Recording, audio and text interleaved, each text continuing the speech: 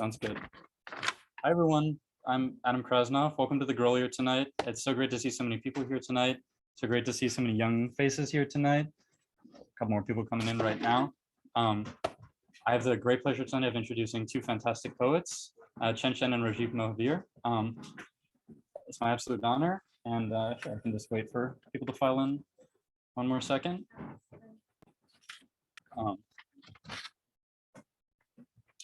And reading first tonight is Chen Chen. Chen's second book, Your Emergency Contact Has Experienced an Emergency, is forthcoming from BOA Editions next fall. His debut, When I Grow Up, I Want to Be a List of Further Possibilities, was longlisted for the National Book Award and won the Thom Gunn Award, among other honors. He teaches at Brandeis University. And if I can just wax poetic about Chen for just 1 second, I don't think this is a story that he'll remember at all. But in 2018, which would have been my sophomore year of high school, Chen came to our little tiny public arts high school in Charleston, South Carolina, where he absolutely did not have to give a reading, but he did. And he gave a reading and a workshop after. And I have a very distinct memory of sitting beside a friend of mine and listening to Chen read his poem, Poplar Street, and starting to cry. And I knew he was a great poet then, and I know it now. And he gave us a workshop afterwards, and it was maybe the first time in high school that somebody had spoken to us, a bunch of high schoolers and a bunch of kids, like we were really artists and what we were doing really mattered. And it was really wonderful. And I'm so glad that Chen's reading here tonight. And yes, I won't talk anymore, but thanks, guys.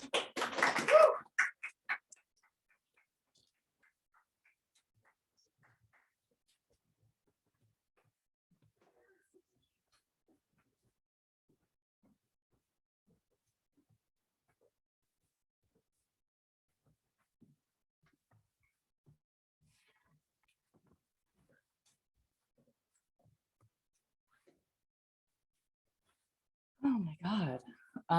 Thank you all for being here. It's the very New Englandness of it all. Let's see. I think I'm gonna mainly read newer work. So I'll read some poems from the new book that's coming out this fall. I'll read one poem from the first book so it doesn't feel ashamed of itself, I guess. Yeah. This is called Winter.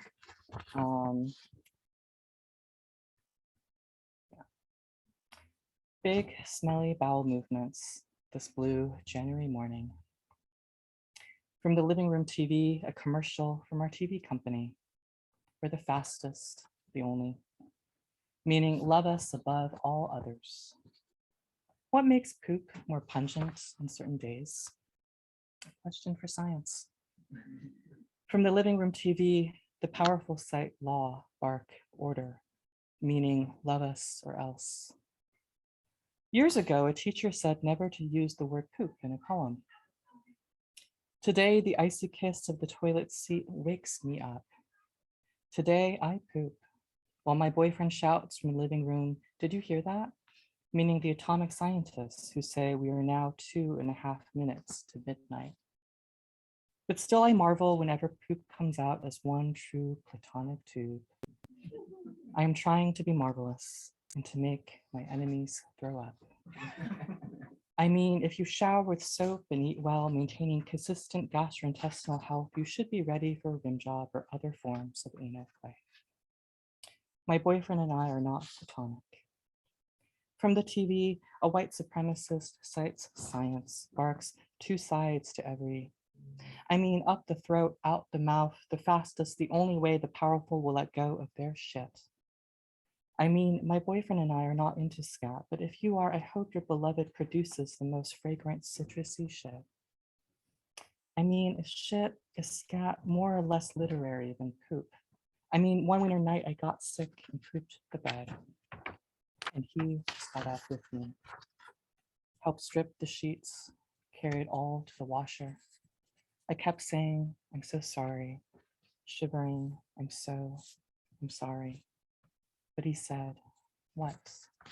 Hey, I love you.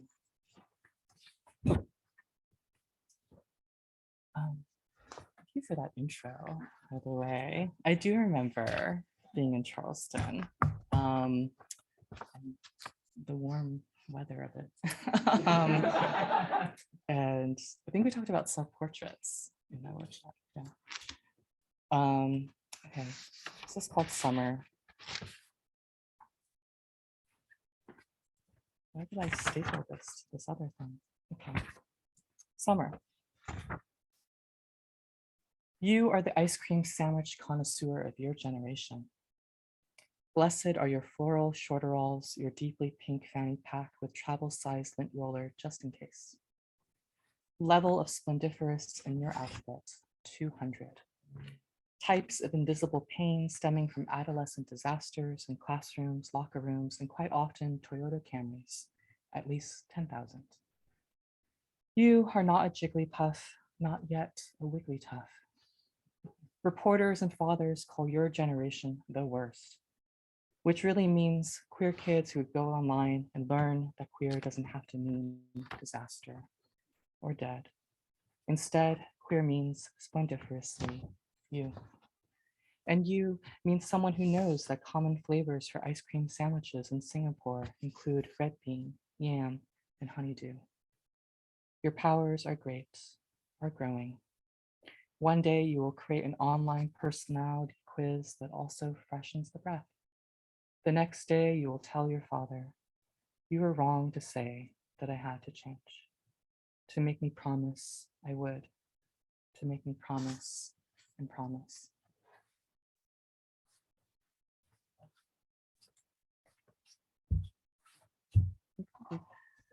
One poem from this.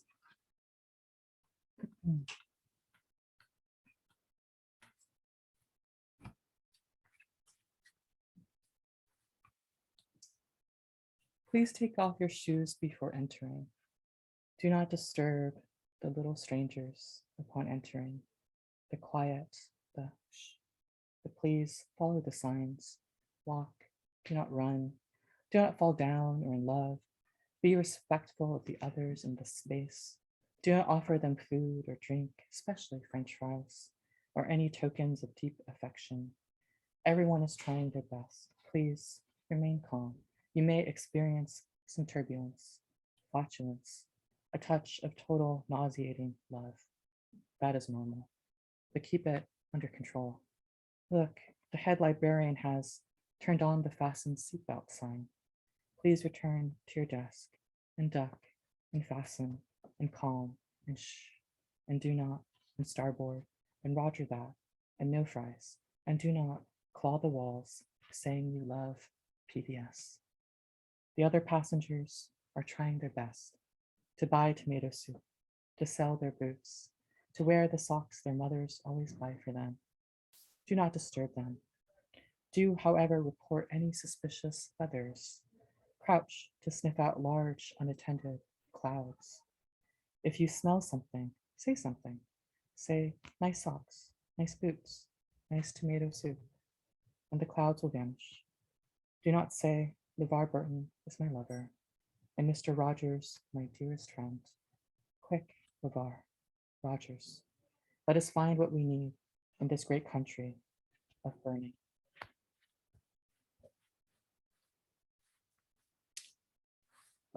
Okay. Some other poems. I will read a really new one. This is called Growing Up in New England. I wanted to cry my heart out. I wanted my heart out. Get out, heart, through my eyes, my tear ducts, I cried. I tried other orders. Heart, get out. Get heart out. I wanted to cry in French class, but couldn't remember the words or accent. It snowed a ton. We still had school. When I wanted to cry during lunch period, I held it all in sometimes. The other times I cried, my heart completely, definitely out. But then it came back like some creepy doll or unburnable book and redder than ever. Still nothing was as terrible as not wanting even a teensy bit to cry my heart out. During those times, there was nothing to cry out, I never had a heart to begin with. I was already dead, and still I wanted to die. No crying crying the longest river is better. No crying is bad news. So cry. Cry over how you're just not over it. What's it? How much I do enjoy the quintessentially New England fall foliage. I can't say exactly. I'm crying. But probably it has to do with how I wanted to die, that I thought I should hurry up and die. And oh yeah, there were also days I wanted my mother to die, for telling me she wished her pervert of a son were dead, then wondering why I wasn't finishing my dinner she spent so long remaking for me after I complained about an ingredient. I wanted her to die, though wanted wasn't the term I used in my head. In my head, I said, thought about. I thought about her dead. I could imagine it. But all of that was just a softer way to say wanted, to say what my heart said. I cried over her death. I rehearsed mourning her, then saw myself walking under a great many trees, their universe with leaves, falling like the happiest tears, like a free feeling, like joy, yes, can come from an ending.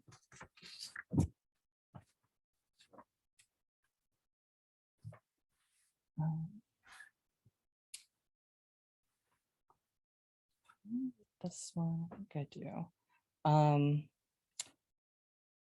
Yeah, so I've been working on this series of poems that calling the Quintessences, and quintessence, basically the noun form of quintessential, and you'll figure out more from the poem itself. So this is called Quintessence, the Caffeinated. I used to believe drinking coffee meant being the kind of person who rode horses, because cowboys. And drinking tea meant being a person who could play volleyball super well, because my mother. One day in the middle of 7th grade, I decided to become a tea drinker. See, I used to think tea drinkers were intrinsically, elementally different from coffee drinkers, and that one day I'd have to pick a team, and that day had yet to come, but I wanted to be very ready. I used to believe I was no one's cup of tea. For a time, I believed I was everyone's. I forget which came first. I think they both did. When did I stop believing caffeine was synonymous with adulthood? Once I was very scientific, then realized how that was just my belief. I'm sure the ancient philosophers and medieval alchemists thought themselves top-notch scientists when they dedicated their souls to the difficult quest for quintessence. Quinta plus essentia equals the 5th element. Not the sci-fi extravaganza, but even more extravagantly, Mercury, some claimed, was that element, a refined one with mega magical properties.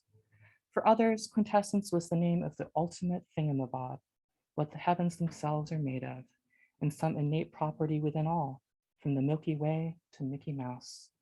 I used to love Mickey, used to draw him every day, and refused to use my talents for anything else. If it can be said that I have become anything, it's someone who enjoys looking up synonyms for sad, and a Pisces. Ah, astrology. I used to make fun of the devotees, despite the fact that I've always been a Pisces sun, Aries moon, Sag rising, despite the fact that calendar time is fake. Do you believe those philosophers and alchemists would be depressed, dejected, downright sad to come back, to learn how all their gorgeously asinine ideas have been very, very debunked? Or would they be happy to be again? I used to think true happiness meant being a burly polyglot astronaut, though whenever I saw a happy astrophysicist, I got confused. See, quintessence exists in today's theoretical physics as a type of dark energy, a great name for what remains a terrible mystery. But perhaps to a patient, well-caffeinated astrophysicist, it is a great mystery. Perhaps those philosophers and alchemists would be overjoyed to join a new quest, to believe not in the holiness of quintessence, but in the hunger of a question, the thirst. Isn't my daily quintessence just caffeine in the form of green or oolong tea? And when I drink coffee, if offered by someone handsome, After all, I've come to believe there are many, many synonyms for happy, as many as there are galaxies, no stars. I'm going to read just two more. These newer ones. These last two are also in the book. Two that I just read are super new. Don't know how to feel about them. Okay. This is called The School of You, Y-O-U. Although I thought about writing one that was like E-W, or Y-E-W as well, but in another life. The School of You. Suppose you live a long life, full of blueberries and jade and blaze. I already messed up. Suppose you live a long life, full of blueberries and jade blazers and dreams of ice skating in the nude and ice skating in the nude. So briskly frisky, a life longer than you plan to live to. You, who was told at 13 to die, that you would soon, a silly faggot and not even a white one, just a brief filth, not worth the spit to wipe away. At 13, you knew you wouldn't last forever. Still, you were given little reason to believe you might last another decade, another. How already you were supposed to be not. And yes, I'm talking to myself, saying suppose otherwise. Suppose a life so long and gorgeously silly, viewers will complain about everything left out from your biopic, which will star an actor so handsome, every audience member will gasp in unison upon first seeing him on screen. But despite that, yes, the fans will cry, not enough about that time he robbed a creperie, not enough about his years spent painting hippos, never enough about how that involved both paintings of and paintings on hippos, and how long it took him to realize he was not very good at painting, then realizing finally that it didn't matter, so long as his very handsome fingers spent all those many years dreaming with paint. And why do only successes get to be smashing? Why not a smashing failure? Yes, I am talking to myself as though it is my birthday, and this is my gift, telling myself what I was never told. Suppose in one part of your still 3-hour-long biopic, it is your 88th birthday. All day you exclaim, I'm 88. At your party, I'm 88 to every friend and fellow 80-something silly faggot. You're wearing someone's worst nightmare and you are who wore it best. And then the cake, not 88 candles, but still ridiculous number. Flames and flames. Suppose you blow them out, wishing for more blazing, more you. Suppose you know already there will be. One more short one. It's such a honor and a gift to be reading with Rajiv tonight. So excited. So this last poem is called Lunar New Year. Thought I'd share it tonight since it's just happened, is still happening. So there's some Mandarin in this. And I think I'll just tell you if you're not familiar.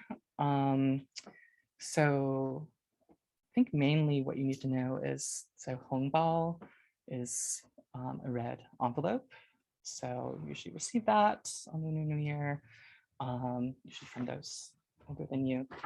And Xinyan means New Year. Lunar New Year. Never did I imagine you gifting him a hongbao. Never did I imagine you gifting him a hongbao on Xinyan, on our Xinyan. Never could I have imagined you standing on our doorstep one cold yet bright February afternoon and saying, 这是给他的, then handing me a hongbao for him. So home, this bao, so unimaginable for you, my mother, who never imagined my life as a life, not really, not with him, never with a ta. Never did I imagine you're not, you're never, you're always, capital N, no, unraveling. I'm still having trouble imagining you like this. Imagine that, me beaming, leaping for this, a rain droplet of a thing, really, a real glimpse, gleam finally, of flowers. Thank you.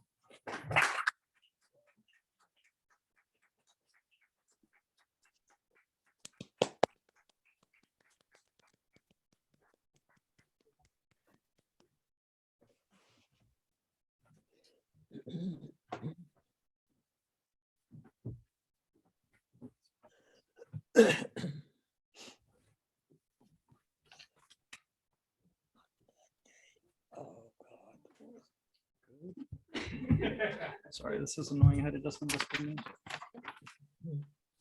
I also have the great pleasure tonight of introducing Rajiv Mohabir. Rajiv is the author of 3 collections of poetry, including Cutlish, yes, Cutlish, right here, which was just released in September of 2021. He also authored the memoir Antiman, which also came out this year in June. His translation of I Even Regret Night, Holi Songs of Demerara won the Harold Morton Landon Translation Award from the Academy of American Poets in 2020.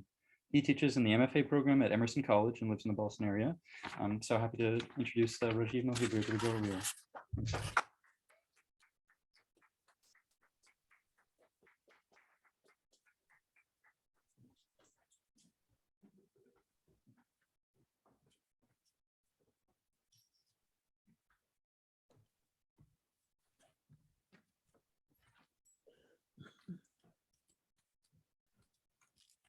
Thank you so much for coming tonight. My goodness, y'all either really love poetry or you're from New England. Because like, what the hell is going on outside? I'm a recent transplant, clearly. I brought party favors, and these are for you to take. It's a little tiny broadside of a couple of the poems from Cutlish with the cover and then the thing on the back. So I'm gonna leave them up here. And please don't be as my mother tells me not to be. Don't be shy. And then I also have these little pins for you that are, little machetes, and I'll explain this, and I'll put them here. So please, I don't want to take any back with me to Malden. So please feel free. Anyhow, so I'm so honored and happy to read with Chen. I always adore reading with Chen because, well, Chen is Chen, and we just heard exactly the thing that he does in poetry that is just mind-blowing, and I'm really excited to be here with him again tonight. Gosh, this is what, our 3rd time reading together, I think. We read at the Asian American Writers Workshop, and then at NYU, and then now at Grolier, which is really exciting. I'm here to read poems from my collection Cutlish, that just came out as has just been said. And Cutlish is a recasting in Guyanese Creole of a cutlass. And a cutlass is something that is used, our families have used for work, but then also for violence. A cutlass in the Caribbean is a machete, right? And so a cutlass, you go into Berbice, which is an Indian settlement made by, my familial community, after their indenture contracts with the British East India Company had expired. Instead of return fare to India, they were given these land grants, and so hence Cutlish. So I'm going to start with a poem that defines Cutlish for you really quickly. Cutlish. Noun. 1. Cutlass. 2. British blade, machete. 3. Colony blister of cane knife. 4. Demerara brown sugar. 5. Kidneys, toes, eyes. 6. 7. Eldorado rum rot. Bhagwati, my Aji, opens a cream soda bottle with her teeth. She pours it into a glass and mixes it with tin milk. Long time, this whole place been a bush all about. Abi take a cutlash and clean them. Her ordney slips from her head. One of the joys of this book is what I'm trying to do with form here. I've taken popular Indo-Caribbean dance music and folk music and transposed it into a space for American poetry, which, you know, it's a thing that growing up I never thought could be our oral cultures, you know, having such weight in our families, in our home spaces. Sundar Popo, I'll sing this song, I'll sing a little tiny bit of this song, and any West Indian person will know the song that I'm singing. And it goes, Kaise bani, kaise bani, kaise bani, kaise bani, kulaudi bina chutney, kaise bani. It's such a good song. But it was written in the 70s and by this man named Sundar Popo, who was standing on the crossroads of our colonization. He was fluent in his familial Indian or Trinidadian Bhojpuri. He also spoke Trinidadian Creole English. And then also he was schooled in the British system of in the colonies, you know, Trinidad being one. So Guyana is just a little bit south. It's on the South American continent. And so it's this form that I migrate into English, using all of these different registers of language, taking my oral culture, my oral poetry that has been derided by my familial community and put it into words. And so these next poems that I will read for you are based on this form. Now, something that you should listen for is you should listen for a chorus in Caribbean Hindustani, and specifically Guyanese Bhojpuri. Listen for Guyanese Creole and Creolese expressions, as well as English. This is called the Poco Kid, as in the post-colonial kid. How many of you have spent a lot of time in New York? Okay, so several of you. So Jackson Heights is a place that's like very, very South Asian. And then South Ozone Park is a place that's very, very West Indian. And so people will go in between these spaces. And the speaker, who was a very promiscuous 20-something-year-old, travels in through all of these spaces. मातहत लोगन बोल न सके है तरह से नहीं मुरझा के. Let's get one thing queer. I'm no Sabu-like sidekick. I'm the main drag. Ram Ram in a sari, salam on the street. I don't speak Hindu, Paki, or Indian. Can't control minds, have no psychic powers. I clip my yellow nails at dusk. On Saturday nights, I shave my head. Forgive me, Shiva. Forgive me, Saturn. I'm coolly on Liberty Ave, Desi in Jackson Heights, where lights spell season's greetings to cover Christmas, Diwali, and Eid, where white folks in ethnic aisles ask, will your parents arrange for your bride? While Ma and I scope out fags, gaff and laugh, while aunties thread our eyebrows. The subaltern cannot speak. Representation has not withered away. So that was a translation of the Bhojpuri phrase that you heard. And that comes from Can the Subaltern Speak by Gayatri Spivak. Keeping an eye on the time. Let's see. Next up is kind of a thinking through of what it means to be a tropical person and to be living in a state where in the Caribbean, how people will read British literature and think of Snowfall as being kind of amazing and beautiful until we move to these frozen places and then like really suffer for the season. But there's a thing about whiteness coming down and like blanketing our tongues and our cultures. And so this poem is called Snowfall in the Tropics.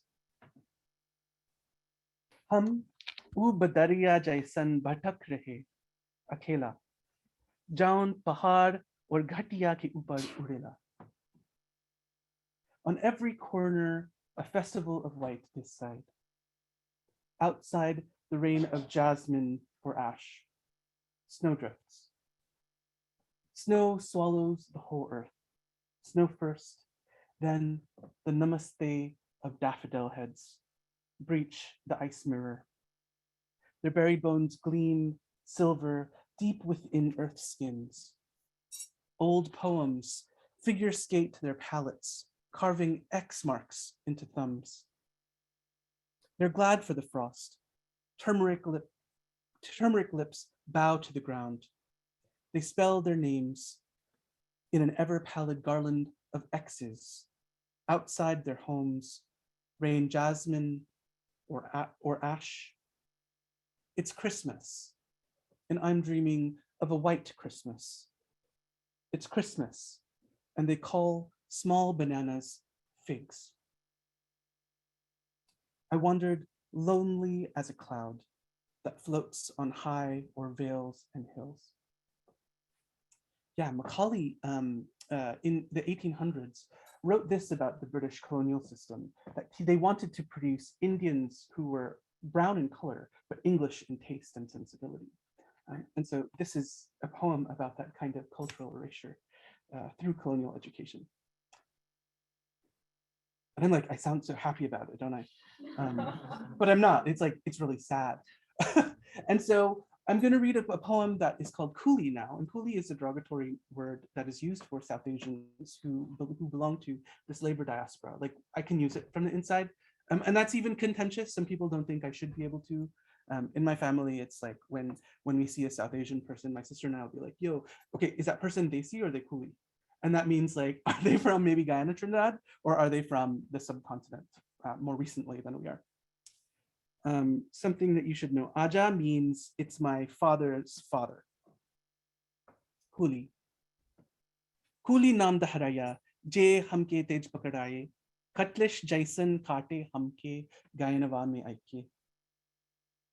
With this whip scar iron shackle name Aja, whole contract bonged, whole day cut cane.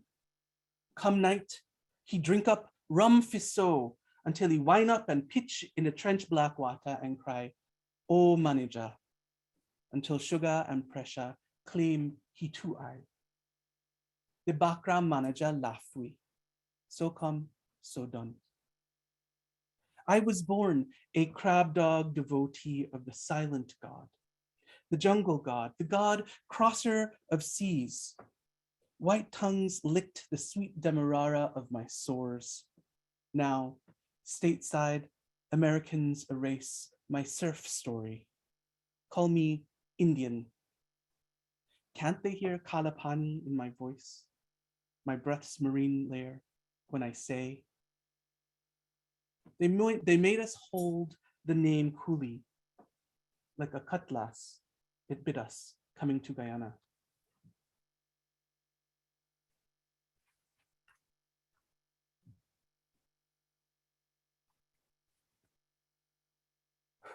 Moving from my grandfather to my father. You know, nobody is spared here. This next poem is called Nimak Haram.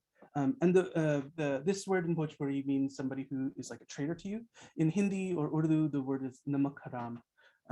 Namak being salt and haram being something that is that you shouldn't be doing. So it's a special kind of curse that if you are, if somebody has done you something solid and you turn around and stab them in the back, then that makes you a very, very bad person because they've given you salt. Nimak haram. My trusting love, my father, feet still warm from circling the sacred fire, poured burnt engine oil into a gopher tortoise's hole. The earth drank its own blood. He planted an orange tree meters away. Its fruit was night, so he drowned it in the blue crystals that meant to fertilize, but its leaves browned. Instead of blessing it, he cursed the son his body made. May you never bear fruit. May you be thrown out and trampled by men. I am all salt and saltless. What can oil-soaked earth bear? God the Father sang me a lullaby. Nimak haram, I've given you the kingdom. You've given me a snake. My simple love, give me the swallow of your chest, and I will crush it in my fist.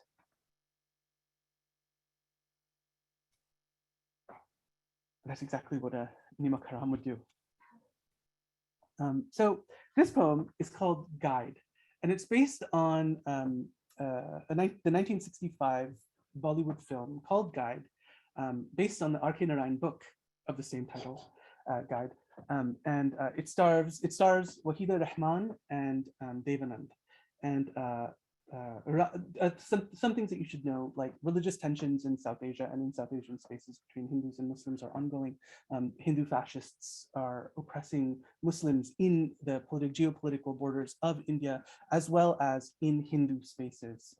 So, anti-Muslim sentiment exists everywhere. One of the beautiful things about this movie is that the guide himself moves in between communities. And one thing that you'll hear in this poem is the name Ram and Rahim. Ram is a Hindu moniker for God, or one of the incarnations of Lord Vishnu. And Rahim is one of the 99 names of God in the Muslim traditions. So this poem is called Guide. In the desert, if I say Ram or Rahim, will the clouds break into a steady drum? If sky cracks, I will sing for you, stamp my feet into ribbon. What if I said, even in night, where your hair's perfume torments, that I am still parched? There are no lowly births. Clouds too begin first, a sea. Would you believe that I could leave the world drawn up by the sun, a saint, me, a sham of a man? I watched you dance like a cobra. What does it take to be so bewitched by spirit? I spend the dark with whiskey, making a mask of withered roses. How quickly a shadow can pass and you become a stranger. So kind of following the spiritual thread, thinking about interreligious saints, because in South Asian tradition, a lot of the holy people don't actually subscribe to any kind of religious dogmatic faith. One such poet who, I've been bewitched by is the medieval bhakti or devotional poet Kabir, who was said to be both Muslim and Hindu. And this is a poem called Kabira, based like in the vein of Kabir. I, in the poem, say that Kabir wrote this, but I mean, that's part of the tradition of Kabir, is that anyone can write a poem and say that Kabir writes it, as long as you have the feeling of what Kabir is getting across. So this is my attempt at the bhajan, or a holy prayer, Kabira. Hatelian ke mehendi halki hoye ke ghayab, is sarirwa mein bhalaka tikhav. You will your house of clay and breath a fortress. One day, ash and smoke will play fire games in your courtyard. Remember, this hovel is of 5 senses. Does wind stay trapped in a room when its windows yawn? Without country, it flows as a river water of traceless origin. How can this structure of earth and bone be any kind of home? Says Kabir, however beautiful, gold or silver, when the cage door cracks, what bird stays inside?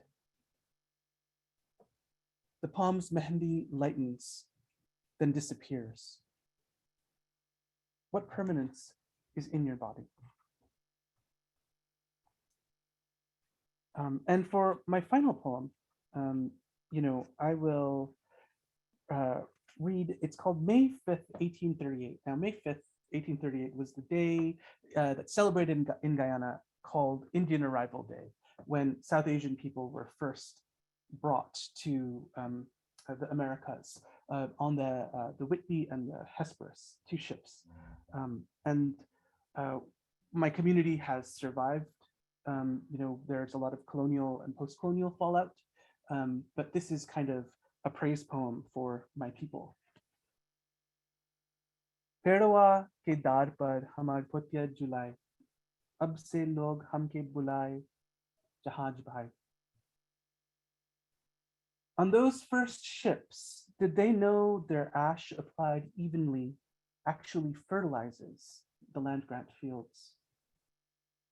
We are wreckage, broken planks, history's skipping record, repeating the migrant strain again and against Kalapani ke twist up face, while the Rakshas of erasure licks its lips. What's born of death? Guyana se nikle hiyan aaye khatir. Long time now, me left that side to come yaso. Here we grow wild. In Queens, see clumps of bora, long beans wind feral by fire hydrants. We sow bits of ourselves in all corners. Flags on bamboo posts, milk poured into the sea. My granddaughter will swing on the tree branch, and we will call you brother of the ship. Thank you.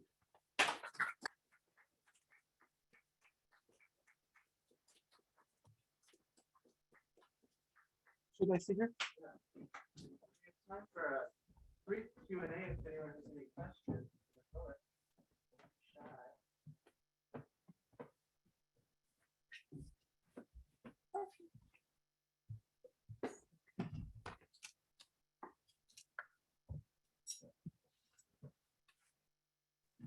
While you're doing that, I'm gonna selfie it, Chen and I.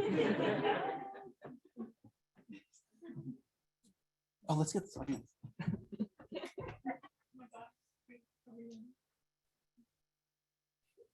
Thank you. I didn't ask. Oh my God. Is this? I'm sorry. Yeah, okay. Okay. Wow.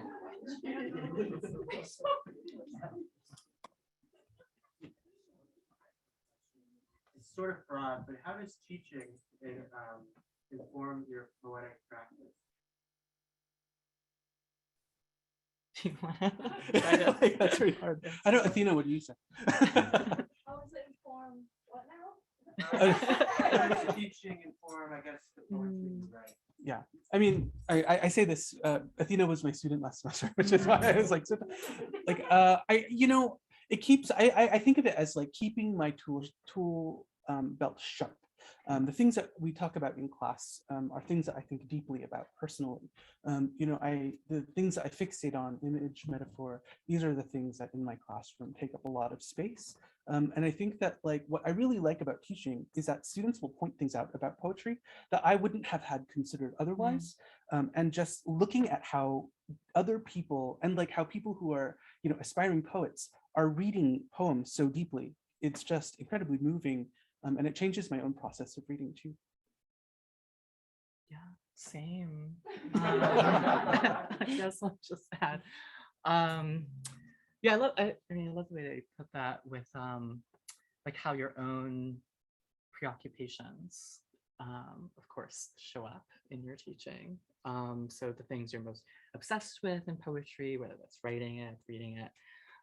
So yeah, I talk a lot about tone and voice and juxtaposition. I think I always want to be surprised, whether it's writing something, reading something, and that happens all the time in the classroom. And so I feel really fortunate, just really lucky to get to spend that time with students, like just being surprised together, and delighted and moved and seeing what students are moved by, because I think there's a lot like in the publishing world and the editing world that can make you kind of not love poetry or not love being a poet, and so it's great to return to like, let's just read a poem out loud together and see like what do you respond to, like what changes in the room or in your body from that experience. Yeah. So it's a great way for me to feel that constantly. Yeah.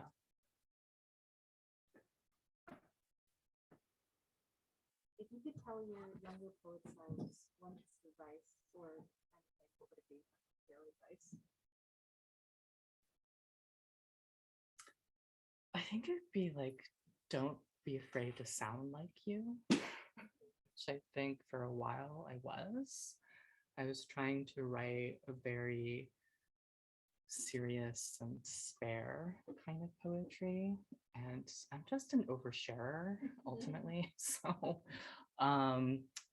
yeah, those poems weren't really coming from a real place, and they weren't alive.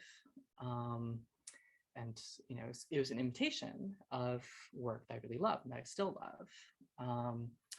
But yeah, don't be afraid to sound like it. That's a good one.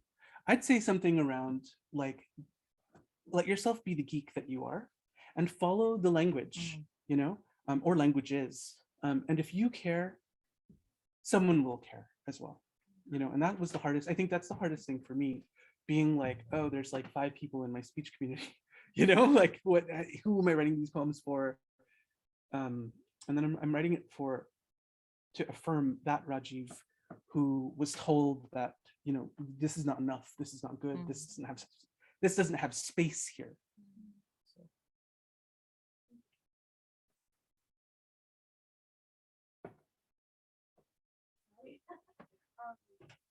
How would you start folks who are self-proclaimed like not poets or not into poetry, because poetry is often like super famous, like when you tell people that you're not a poet? Oh. So how would you, because I'm asking because my partner is a self-proclaimed non-poet, so how do you connect with people who feel alienated from poetry, and how do you like prove to them that poetry is not about understanding, like what would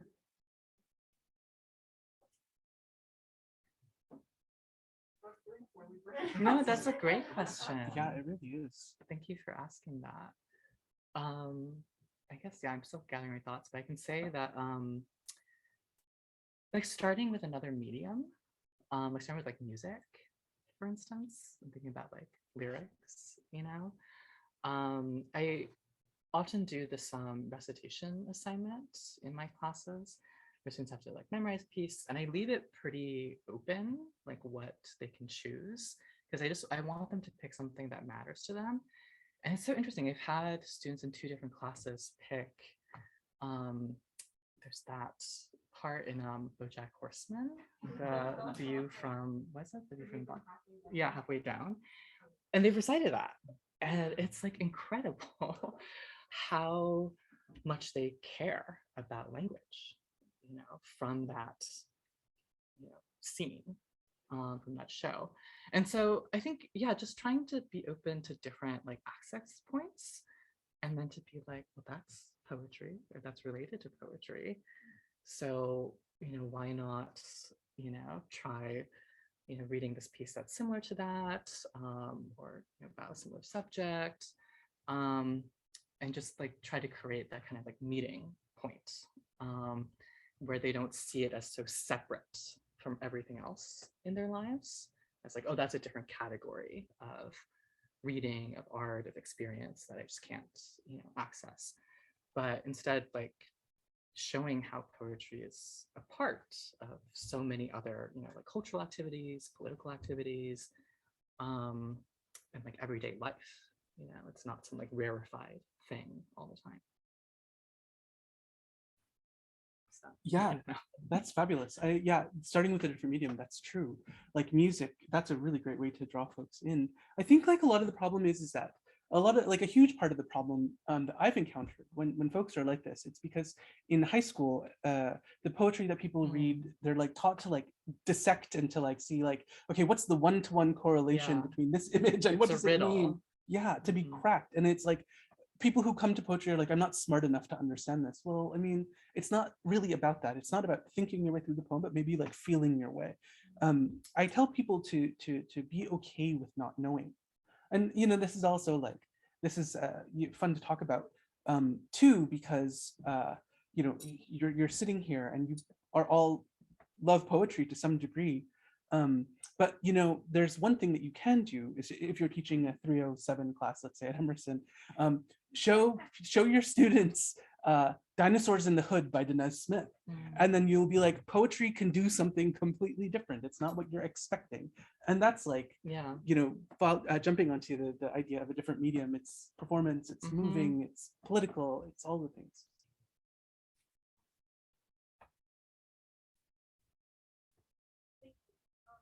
Thinking about kind of the personal as political, how do you navigate the relationship between the personal and political? How do you kind of, you know, write work as a reflection of yourself or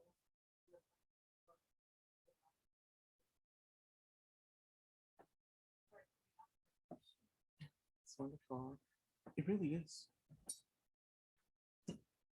I mean, I guess I could, I'm not, my thoughts are not really organized here, but I do believe that the personal is political, right? I mean, whether that is going to poetry to find answers for ourselves or ask ourselves the questions, or refine those questions, I don't think it's possible to write those poems, if you were being honest and following the language in your thoughts, to have it not be like, you know, personal and political at the same time. I mean, I think about like how actually Chen's poem, you know, about poop is super political, right? And how it is very, very personal. And I think that too, for my in my situation, you know, thinking about who has the main stage to speak. And what does it mean to be a different kind of voice here, advocating for different things or thinking about the world in a completely different way? It's not very organized. But. Yeah, they're inseparable, right? And I think the more closely you attend to something, to like anything in your life, it's going to become the world that we live in.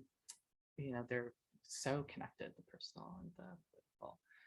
Yeah, I think for me, I can just add, like in terms of process, that if I sat down and thought, oh, I'm gonna write a political poem, I probably wouldn't write anything. Or if I sat down and wrote and I thought, oh, I'll write a personal poem. And so I try to like kind of, as much as I can, empty my head. No thoughts, just vibes. And start with something that I really don't know, so you're not knowing, right? As a writer too, where I'm like, I don't know where this is gonna lead me, but I just keep thinking about it, right? It could just be a snippet of a conversation or a song, right? Or a dance move, you know, fictional character. And I'll just start with that.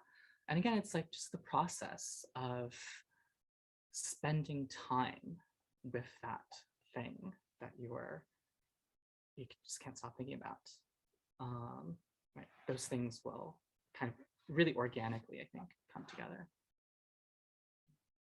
Yeah, so what you're saying makes me think of kind of like immediacy in poetry. You know, and how like activist poetry is seen as like doing some other kind of thing that's not like received so well. But the thing is, though, you know, this is like, if the struggle for clean water is something that you think about, and that it's something that you do on the daily, and it finds its way into the poem, then I think that like it's that same thing. It can be transformative. And I think about the poetry movements in Hawaii that are happening right now with Noura Villa, Jamaica Osorio, these people, and how the spoken word and how the poem moves to move people into action to protect Mauna Kea from the colonial, you know, violence that is the United States settler project that is actively desecrating sacred space to the people, and how, you know, it's like a fearlessness that goes into being honest about the connection to land, that I think is also one of those things that's it is political, personal, a tidal wave, a mountain, a volcano.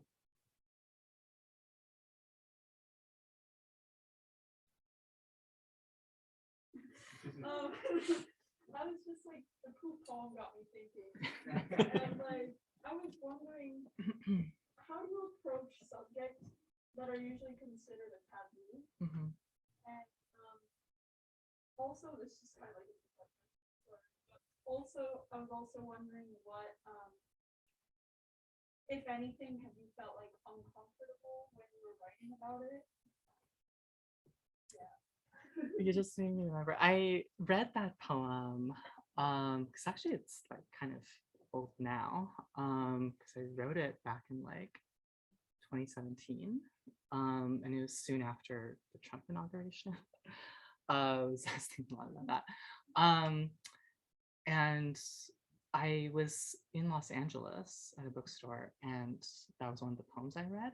And it was like this really small reading. And afterwards, this older woman came up to me and she just put her hand on my shoulder. She was like, "You're so brave." And I'm like, "I know you're talking about the poop poem specifically." She didn't say anything else. That was all she said to me. She was also a little like, "Who are you?" But yeah, sometimes people's like responses to it. But I don't know. I love the tattoo.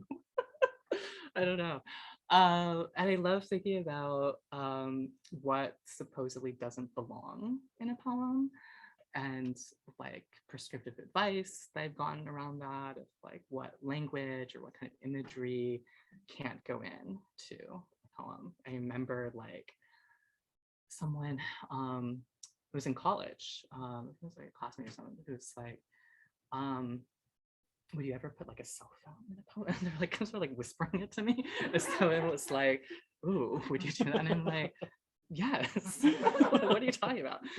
But we all have like these like, you know, ingrained like received ideas about, oh, that's not poetic, that's not poetry. And I'm always like encouraging my students to kind of break out of those boxes too. I don't know if that really answers your question. Yeah. Do you have a thought? I mean, I like what you're saying about breaking out of the boxes. That feels really good. You know, the taboo, and this is like a very personal answer, I guess, to that, is that like the taboo is like also motivating for me to ask questions about and then to write into. Why do these taboos exist? I mean, I don't want to, well, maybe I will quote Cat Stevens. I don't know. Can I do that? At a poetry event? Is that a thing? You know, but like, you know, there's so many things that we can't say that we are trained from like, you know, birth. You don't say that. What do people think? Like, oh my God, you're going to do this and you're going to say that? Like, don't do that. Well, what if I did do that in my, you know, what do you call it? Creative mind someplace. And what if it finds its way into paper? I mean, poems will reveal this kind of, you know, emotional truth, I like to call it. And then maybe try writing a memoir. And then it's like, that's the taboo opens up a whole new, into whole new dimensions because you're implicating people and relationships and systems. Yeah. I would just add that, yeah, I don't feel like, and I'm not like sitting down to be like, oh, what's the edgiest thing I could say in this poem? I mean, just again, the poop poem as an example, like my partner and I talk about bodily functions all the time. We talk about our gut health. We talk about regularity. We talk about, you know, because like we know each other. And there's that closeness, right? And like intimacy between people, between bodies, and intimacy with your own body, right? And so for me, it comes from like a lived place as well. So it's not just like, oh, well, I like throw this in there, but it comes out of like, this is like what we talk about. It's also very queer, isn't it? Yeah. You know, talking about poop, that's like a thing in a relationship. Yeah. It comes I dig it. Yeah. Oh, I'll say something about a taboo. If I'm not mistaken, Chen, you read that poem in the Library of Congress in 2017. Is that true? For the Asian American Literary Festival. Yeah, because it was published in Poetry Magazine. Yeah. And that, yeah, so it was like, speaking of taboo, that's like pretty amazing. So.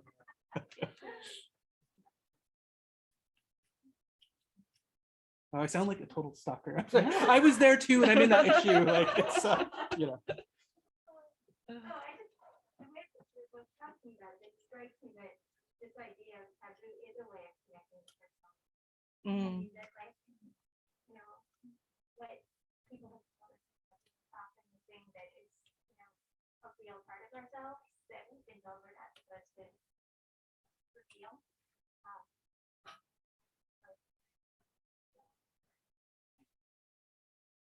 Thank you. Yeah, if I were in the garden, I would have been the first to eat the fruit. For sure, for sure. It's like you're telling me not. Yeah. Eat Clearly, that fruit. that's what I want. That's great. Why wouldn't I? Someone should have told my parents. Don't be gay, don't be gay. Gayness. Let me think about that more.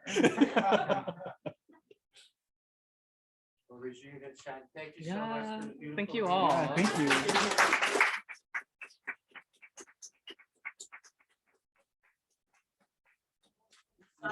So over here, we have some books for sale. Let's give one more round of applause to the poets.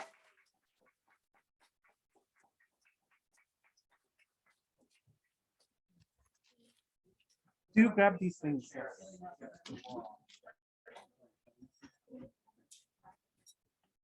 Oh, yeah, you sent me one. So I'll take another. Yeah. Oh, thank you. I'm sorry to ask you for a photo. Oh, of course. It's okay. Yeah. Can I take one of you all right now? Oh, I would love That'd be that, great. yeah. Should we do? Yeah, mask stop. Take a memory. Beautiful. Good. We're going to blind you with all the flash. We'll take a few. Gorgeous. Gorgeous. We are.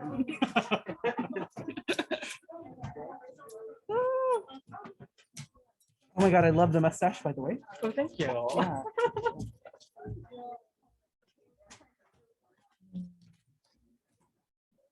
I like the feel of it. It's so nice. It feels like the cover. Good hand feel. Yeah. Oh, I'm so excited for this book. Thank you. Yeah, it feels like I've been just like dating a while.